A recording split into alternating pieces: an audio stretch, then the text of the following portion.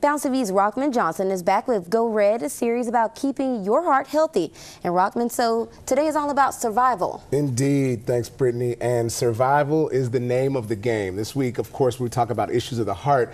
And as we take a look at the youngest victims of heart disease, we wonder why babies come up with these things. And Katherine Cox survived heart defects that doctors told her parents would take her life. But her family and her fight give us part 2 of her fuel and Go Red.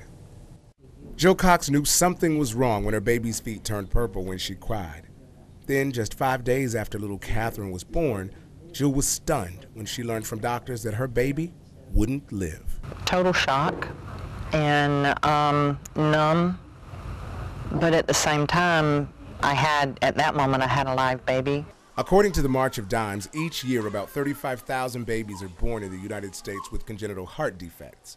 In fact, they say cardiac issues end up being the #1 birth defect in the world. In a nutshell, the TGA, which is transposition of the great arteries. Although Katherine had 6 major heart issues, doctors told her family that the most severe was transposition of the great arteries.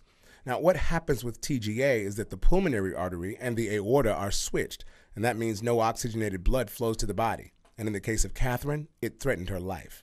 Though she survived, her diagnosis was beginning to hold her back. But I would get tired a lot easier, like a lot quicker than my friends would. And they would not realize that I was running out of energy and accidentally leave me behind. With advances in medical technology, what would have been a death sentence 20 years ago now allowed her to defy the odds. At 17 years old, Katherine has had 6 angioplasties and 3 open heart surgeries.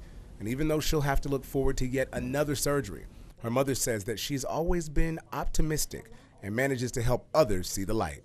Can I see your scar? Well, she had fallen about a year before and had about a little inch scar on her forehead, and so she proceeds to raise her hair up. And he was like, "What? No, I mean, your heart scar." And she goes, "Oh, that's not a scar, that's my miracle mark."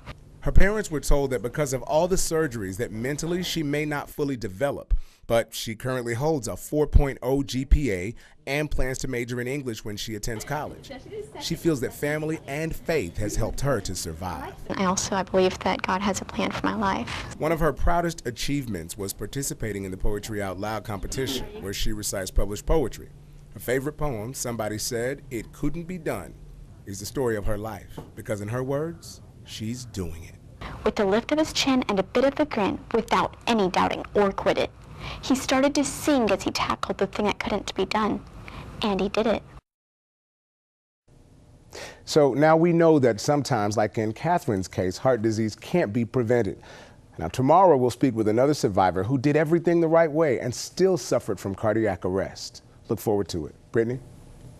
And so you talked about all of these surgeries and everything that she's going through. And you explained to us that she still has more? Yeah, she still does, because she's growing, and the heart, just like any other muscle, continues to grow. So doctors and her family explained to us that as her heart grows, it moves more and the muscles don't grow with it, so they have to do something. But the exciting thing about it is Gore-Tex, the technology that makes shoes and rubber. They've made a new heart valve. So this heart valve will stretch, and perhaps this next surgery could be her last, because they'll put a valve in her heart from Gore-Tex that'll stretch with her heart as it grows. So her fingers are crossed, as well as her family, that this Gore-Tex valve works and she won't have to have any more surgeries and could live a healthy life.